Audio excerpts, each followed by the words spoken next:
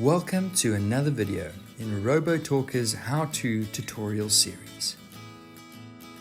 Let's learn how to update your account information. Down below you can view all your account information here.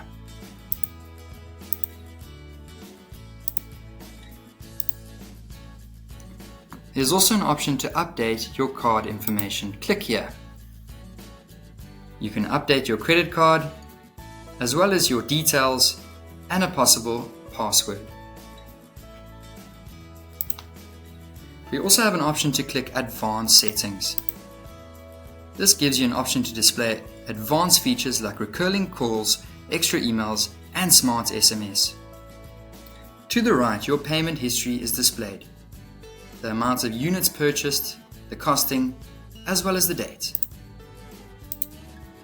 Click here to resend this previous invoice.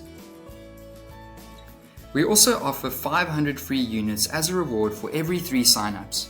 Copy an email and blog link or a web page icon in the box below. Sharing these links earns you free message units when referring to others. Why not use our service for free? And that's how to update your account's information. Thank you for watching.